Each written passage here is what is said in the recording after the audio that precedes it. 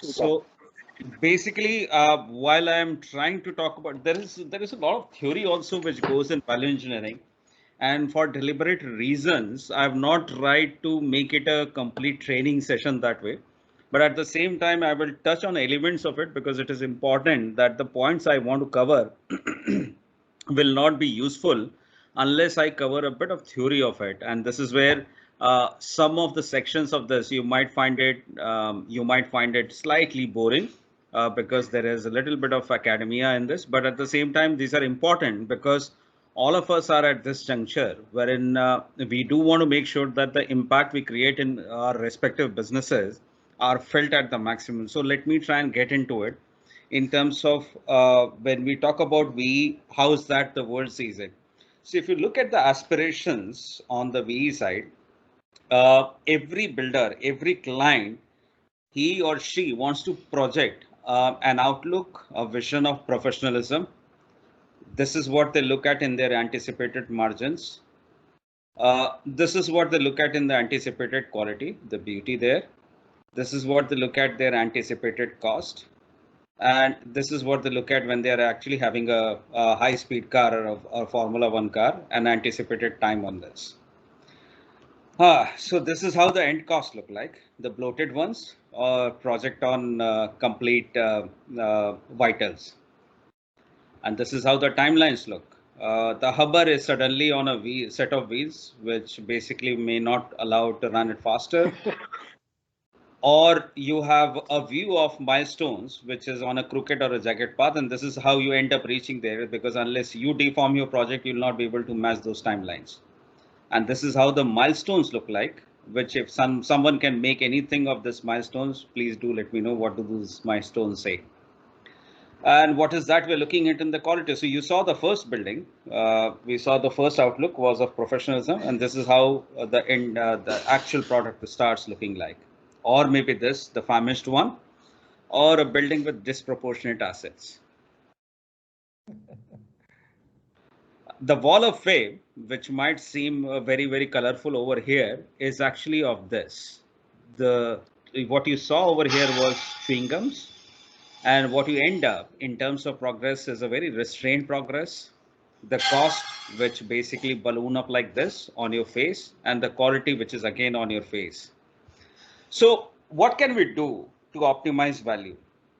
When I say value, please understand in our construction parlance, and I've deliberately, guys, while when PK is there, I shouldn't be talking too much about leadership behavior because he's the master of it. But at the same time, something which I have demonstrated and observed while I have been doing value engineering is to ensure that whatever I do, I never see it in only cost parlance. I do see the time and quality should also be thought about when you are thinking about value engineering. So let's try and understand, first of all, what value engineering is not, because while we try to understand what value engineering is, it's absolutely important for all of us to understand what value engineering is actually not. First of all, guys, it is not cost cutting. It is not a review of design. It is not project elimination. It is not scope reduction. It is not quality reduction. And if it is quality reduction, if any one of you can tell me if you want to reside in this kind of a house, I will give one, I'll present one to you. It is not detailed cost estimating, and it is not redesign. But what it is, it's about imposition of one's view on another, and which is where you see a lot of fight which happens between project stakeholders. And whenever I talk about value engineering, and this is something which I have actually loved it, being a cost manager almost throughout my life, I have always been at the other end of the sword by the architects and the consultants, because I've been trying to give suggestions wherein they say कि यार मेरा 30 साल का experience है, ये आज का बच्चा मुझे सिखाएगा. And this is something which has been happening for me since the time I had been there at Lendlease trying to interact with the client. And at the same time, when I was trying to provide cost consultancy, working for a client, they had some very renowned consultants, and when they start looking at solutions being given by us, they didn't want to accept it. So what is also very important while I'm talking about value engineering is to basically think about project life cycle. And when I'm saying project life cycle, please understand for me, and this is something which I have been advocating. And some of you, I'm sure Tony would remember from my PMI session, I've always said that pre-construction is a Bible, and that Bible, if the way it is written, how legible it is, how good, how crisp and clear it is, that's how your post-construction will look like. So your projections about marketing, budget, space, schedule, anything and everything, which basically defines how a project will actually function finally, is something which needs to be written in that pre-construction, and that's where I said Bible should be written. Risk at the pre-construction stage, because you're not feeling them, you're just forcing them. They're apparently small but far reaching impacts at this stage. At this stage, the consultant's appointments are out of pocket. Because it is out of pocket, the natural tendency of a bania like me, who is from a caste of bania, is to make sure that you try and conserve onto that, because that's an out of pocket expense you are making. And I'm sure Damu will agree on this, that most of the clients will try and make sure that they don't pay you upfront for not realizing that they are actually paying for the value which is being generated at this moment. There is a lot of uncertainty and ambiguity at this stage. Design versus cost equation is constantly changing. The consultants, because one, the client itself is shortchanging them. Secondly, consultants also have a very incoherent approach. They are either hiding or stonewalling or ignoring the instructions, because they do not want to do any rework on their project, and they want to make sure that should be the last one to act on my design solutions. Because what will happen if I end up doing a design, if there is a change, then I'll end up spending money, and I'll end up spending effort on this without getting compensated or being paid for it. Market and financial risk, please understand, and this is something which I always say, market and financial risk are external and uncontrollable. Why bother about them? At the same time, make sure that you put a risk management protocol in place. Pre-construction risks are completely internal and controllable, which is where I want to focus upon. I always say to my clients that please have good, capable consultants. Please ensure that you have an open approach. When I say open approach, it's a constructive approach, an incentivization approach, so that you get the best out of it. Consultant and contractor coordination, Lend-Lease did fabulously well, because as a contractor, we could actually do a lot of work and provide a lot of input on the design, which is where we used to make a lot of money. And once the pre-construction Bible is written, construction is all about managing, tracking, and controlling. Follow the Bible which was written at the pre-construction stage. So let's look at where are the opportunity losses, and you will be flabbergasted when I give these numbers. And I'm sure you will agree with what I'm trying to say over here. Design coordination wastages are in the range of 2 to 4%. Material wastages, which are 5 to 10% of the material, contribute to, given the percentage of material component on your project, is about 3 to 6%. Similarly, labor is 5 to 6%, which is also very conservative, by the way. Poor change management contributes to 2 to 4%. VE opportunity loss is anywhere between 5 to 15%. Cost of time losses are 3 to 7%. Poor quality and closure losses are 3 to 4%.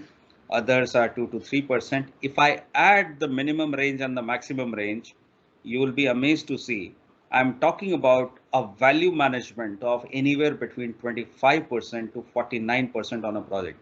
I'll possibly try and reflect it on some of the projects which I've worked upon. There is one case study which I've just included, but more than that, while I was talking about project lifecycle, I actually want to talk about lifecycle costing also. I'm sure most of you have heard about it, but let's try and understand it from this perspective.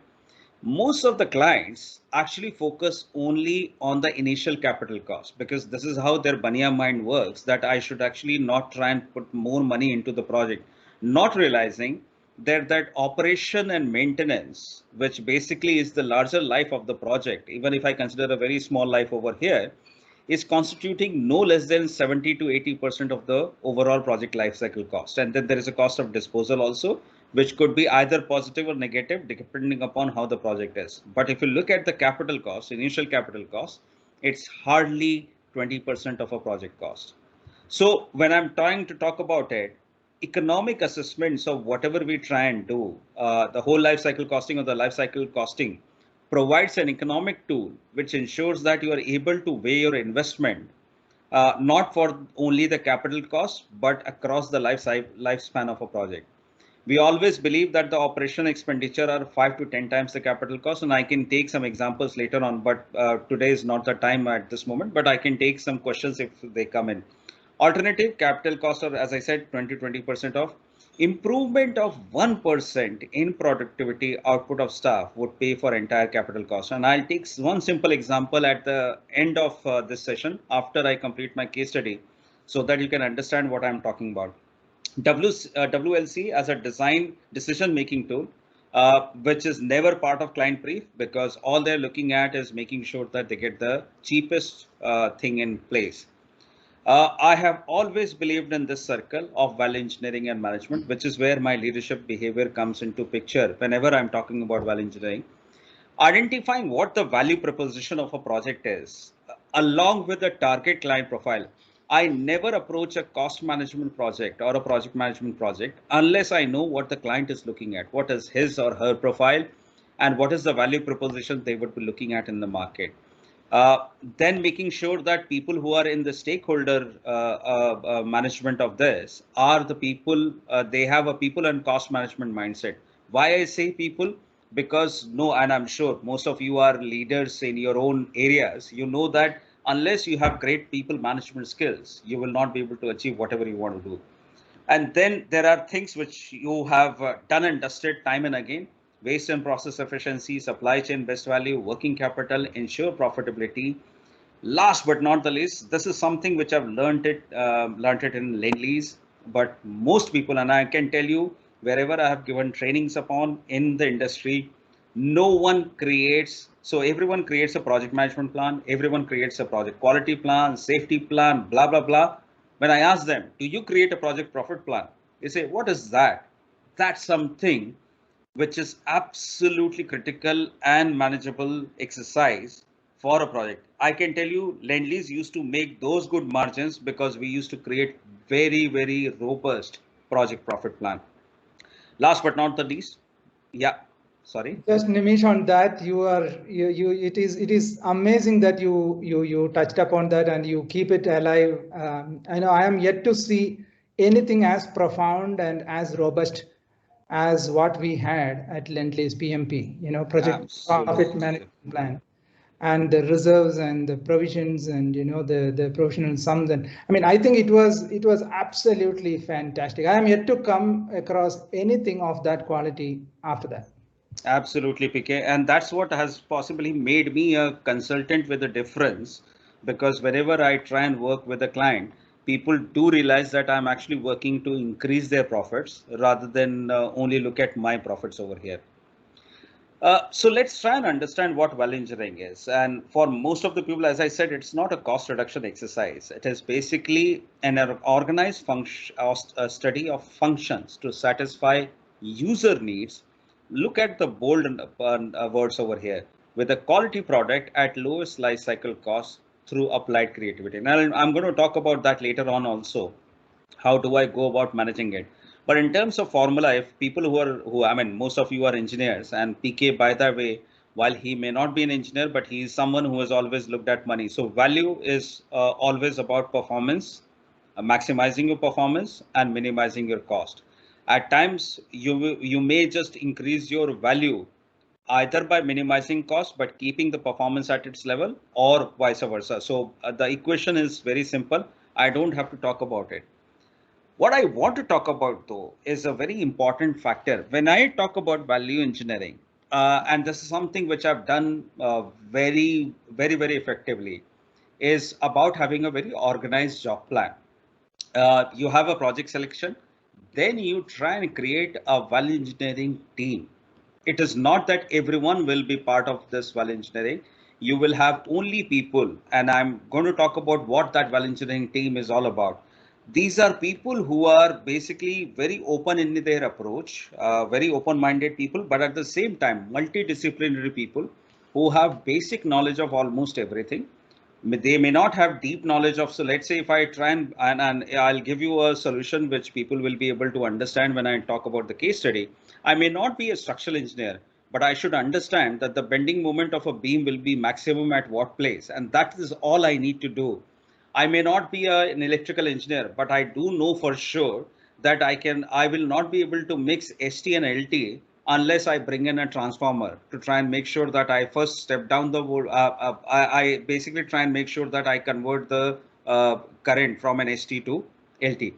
Similarly, when I talk about a value engineering study, what you see over here, there is an information phase, there is a function analysis phase, there is a creativity phase, there is an evaluation phase, there is a development phase and a presentation phase, and last one is implementation phase. Because I have not covered these in details, I will quickly cover each one of them. Information phase basically talks about making sure that the entire VE team goes through collecting as much information about the project. And as when I say this information, some of it could be in written format, some of it could be in the minds of the people, because you're looking at a conceptual thing. Not everything might be defined. The second one is function analysis, which is where you take every function of a project. So let's say if I want to talk about HVAC, I will consider HVAC as a function and then try and do my analysis around it. The third one, which is the most important one, which is what I love, is about creativity phase, making sure that you do freewheeling. And I'll talk about that again while we are discussing that. You try and freewheel as many ideas as you can, create a speculative approach, make a speculation report. And then from that, the top ones which you believe can actually go to the evaluation, you start evaluating them. Once you have ranked them, then you start developing them as per the ideas and trying to do a cost benefit analysis. Then finally present it to the main stakeholders, who will then say, right, this cost benefit analysis, this value management plan looks good to me. Let's go ahead and implement it. And that implementation will be done later on. Now, what traditionally you would see in most of the projects in our country and possibly outside also, for that matter, and Damu will be able to reflect upon this later on. But the fact is, most of the people think about cost cutting when Chidiya has already chuk gai khet. When the water is already over the bridge, that's when they start thinking about doing some cost reduction. And I'm going to give you one case which is already about it. So it's basically a systematic approach, dividing the study into distinct work elements. It's extremely important. How do I time the VE effort? And what you're seeing classically over here is another reflection of what you see in Patrick McLeamy's curve. On the left-hand side, if you see on the x-axis, you are seeing various stages of a project. On the y-axis, you are seeing cost savings. The green areas are the ones wherein you are able to get net gains when you try and do value engineering. It's only when you get into the construction stage, the project, the value is not obtained. In fact, it results into a net loss. There are two curves also which you are seeing. Any consultant will be more than happy to receive any changes or any alterations to their plan much ahead in the project, which is where we say the resistance will be minimum and the acceptance will be highest. But as you go into the construction stage, the acceptance goes down significantly and resistance increases significantly because it is impacting their own profitability. You possibly would have seen this man in a picture known as Judai, Paresh Rawal, who used to, who had a question mark on his head, and he always used to ask question. My VE queries are very simple. I will query the vision of the project. I will ensure that I will ask the user brief. I will query the provision versus requirement. How much has been provided vis-a-vis what was required on the project. I will query the concept design. I will query the time and quality impacts. I'll query the life cycle cost. I'll query the buildability. I'll query the resources which are going to them. Last but not the least, which is what I love, query conventionalism. Why can't it be done this way? And I'm going to bring that up in my case study, how it was done. So basically asking as many questions then deliver you a complete speculation report. And I call it a speculation festival. When you start doing this, it becomes a speculation festival. What is that? So you're running your juices, your creative juices, and trying to identify what will work. Now, what stops it from doing it? You see at the bottom, I've said use right behavioral skills. I'm going to talk about them also later on. But the first and foremost, whenever you want to try and introduce a solution, a creative solution, the first thing which will come up to you as a reservation is, I've never done it that way before. Regulations and guidelines are sacred. What will my boss think? And what if it doesn't work? So in the creative phases, basically what you're trying to do, you're igniting all these crackers, the crazy ideas, the perfect ideas, good ideas, and cool ideas without thinking which is going to actually have the maximum impact. So in this case, you basically use creative thinking, no rules, no limits. Speculation is only on the function, forget about the scope and not on the item. Make sure that while you are working on it, don't let regulations or conventionalism or people control your thinking because you are in that creative stage. If you don't look for the second right answer, you will never find it. That's the important bit over here. You will have to find what is the second right answer for this particular function. Eliminate, simplify, modify, and or combine alternatives. So when you see these four crackers over here, it is absolutely important that you try and mix all of them so that you get the maximum impact out of it. Thinking, get out of the comfort zone and start enjoying it. Make sure that you keep talking, keep generating, and let the juices flow. And it's all about change. Now, what has helped me completely, whenever I have tried doing creativity, for me to ensure that none of the consultants get cheesed off with me, I try and make sure that I absolutely do a networking with them, make sure that they are understanding what. So this is before the presentation, by the way. But at the creativity stage, I ensure that we will actually do the criticism evaluation once the idea has been presented. Freewheeling is welcomed and encouraged, which is to ensure that a person, and this is something which you will all agree with me, that a child has got the maximum ability to laterally think. So be uninhibited, think like a child. Make sure that people basically rapid fire gut feels that this is what I feel which should do, and then be spontaneous. In this case, number of ideas is more important than the quality of ideas. So cover the walls means chipka do, poth do bilkul, how many ideas you can put in over there. Combine and add two ideas, build upon another person's ideas. How do others solve similar problems? And when I say how do others solve similar problems, look beyond your industry also. It is not that you should actually get ideas only within your industry. There are ideas from other industry also which can help you solve this problem. Record all ideas and then, right, let me ask this question. How many of you feel that this is a dumb idea? Anyone? You will think it is actually silly, but consider if there are conjoined twins, then suddenly this will not be a dumb idea. You will find that this is actually a brilliant idea for conjoined twins to be able to do it. When I'm sure all of you know what is a conjoined twins. Conjoined twins are basically wherein some of their body parts are permanently joined. They can't be separated. So in such cases, what you thought might be a dumb idea is actually a brilliant idea for a conjoined twin. So basically, some of the ideas were dumb, but then which leads us to thinking that we are not thinking beyond a conventionalism. So as a principal stakeholder, making sure that you understand your obligations with respect to brief, make sure that you have invested a lot of time in initial setting up of the right team, making sure that you have set up the right culture so that people can do freewheeling, including expectation setting, incentivizing the critical subject matter experts in the projects, making sure that you are focused on your pre-construction project management, having a cost planning approach, making sure that value engineering is a core aspect of whatever they are doing, and then ensuring that their procurement strategy is also thought through while you're talking about it. So just to try and simplify, I have, and this is something which has been coined by me, approach of 5Fs when you do value engineering. One is operational and second is behavioral. See, in the operational thing, the first F in this case is function. The second in this case is form. The third in this case is frills. Fourth is the face, which is the facade or the quality of it. And the fifth one is finesse. What is that you want to do? So questioning the function, making sure that you even question the form of the building. Why should the building be rectangle? Why cannot be an egg-shaped building? Why cannot it be a amoeba-shaped building?